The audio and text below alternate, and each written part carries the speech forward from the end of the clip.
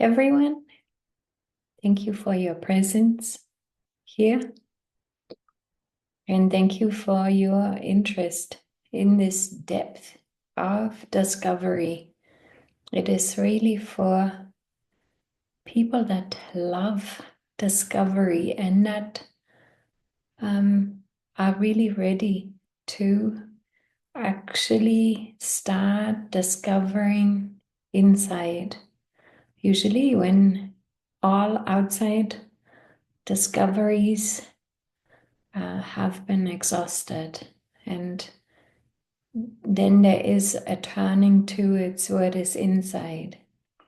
And there's so many people are actually looking, searching for their divinity, for this depth of inner knowing. But what isn't clear to a lot of people still is that it cannot be found in an experience anymore.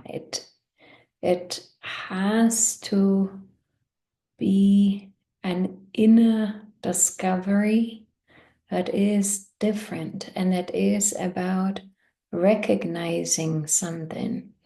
And even mentally, from your understanding, when what it means to go deeper inside is to start understanding that deeper means that there is an experience, for example, and that you are aware of experience.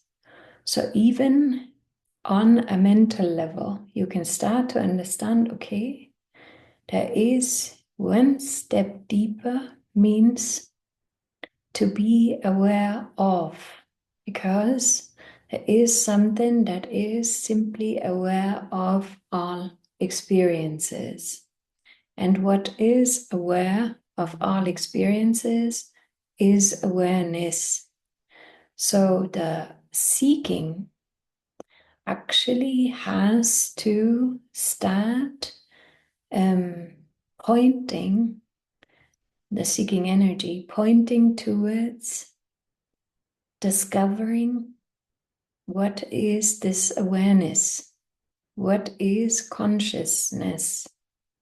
There has to come a shift towards that. There has to be the understanding there is this, what is aware of experience. The understanding that this is the deepening that I'm looking for, that is the stepping back into my wider essence. This is where divinity is found.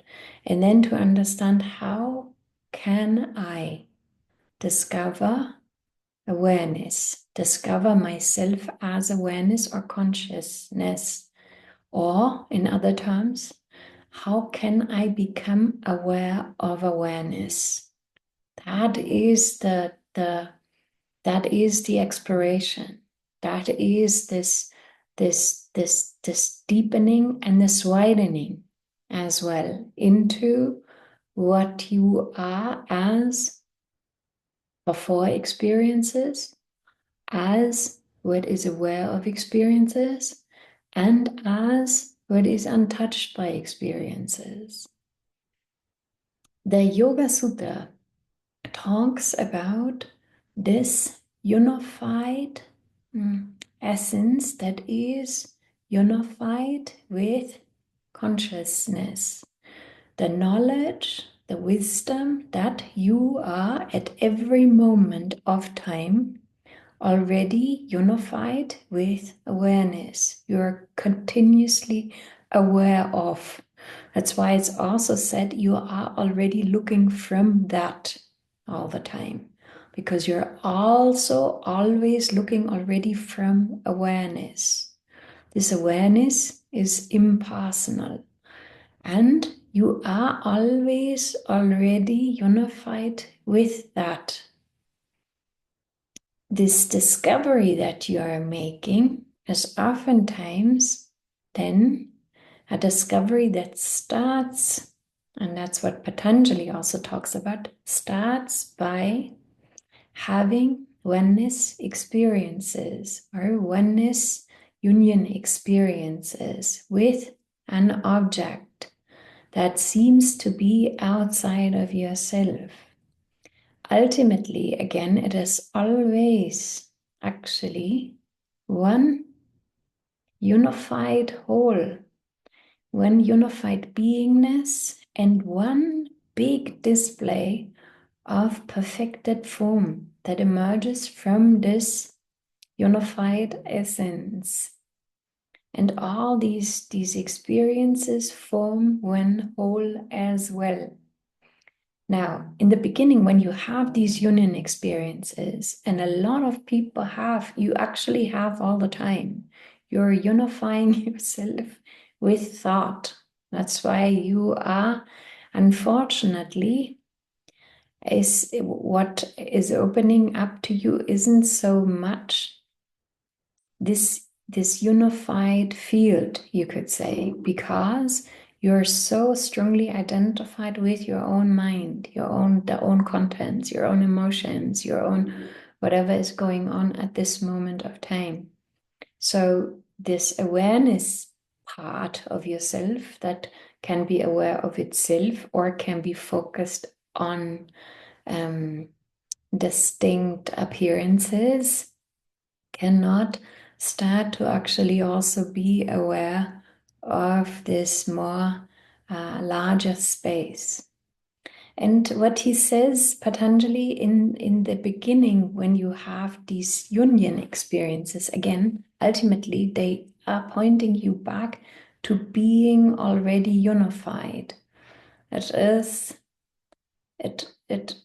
is always coming back to what is actually essentially true. But what happens when you are actually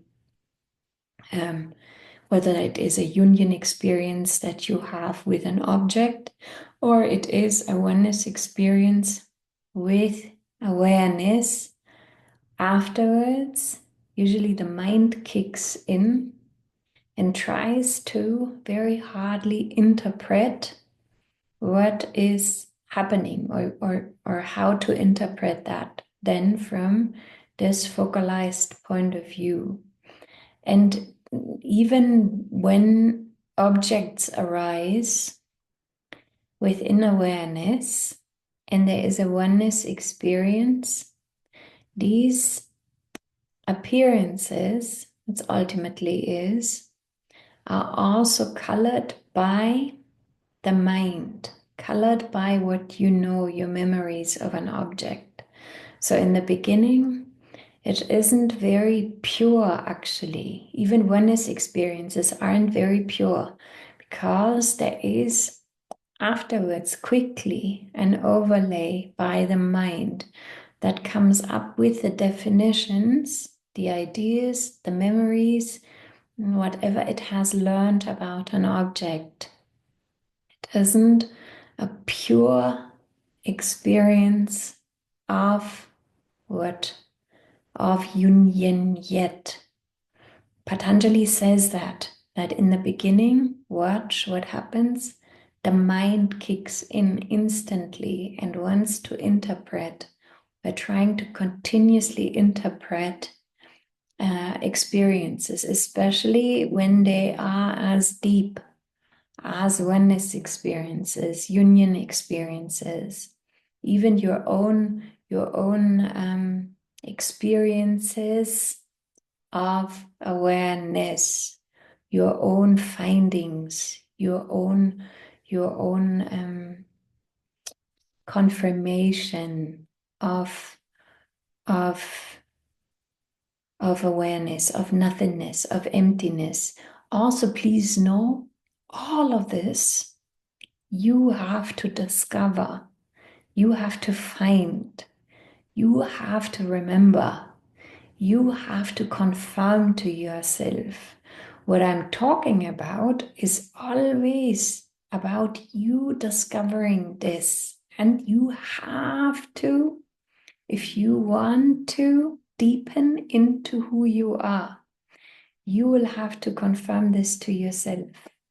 Doesn't help just listening, and it doesn't help just mentally understanding. It is, I'm really talking about explorers, discoverers, recognizers, realizers, the ones that then go in and confirm for themselves.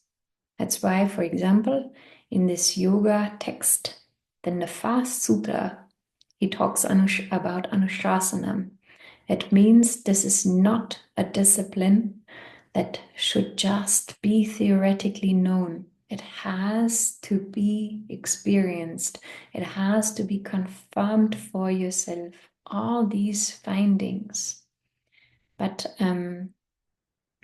at least he gives these pointers and also pointers on the way. For example, that in the beginning, your mind continuously comes back in, interprets, colors it by your understanding, colors it by, for example, the philosophy you have learned, or the philosophy you have come to understand, or the terminology about realization that you are familiar with. I'm trying to put this, everything that you actually then find, discover, trying to put this again in a box. It's just what the mind does. It's also nothing bad, because you are, this is part of this exploration. This understanding is your own finding how the mind then interprets it. So it's nothing bad. It's just he's pointing out the beginning, your mind will kick in and interpret it. It can be difficult if there is no fundamental understanding that what you're gonna find more and more is your unified nature. And it can also be very difficult then to try to continuously uphold separation or ideas of separation from this deeper recognition, actually. But the mind will want to do that, or the mind will resist, or the mind will color, or the mind will say, okay, this doesn't completely align with my religion, my tradition, my philosophy. How can I put it in the terminology I've learned?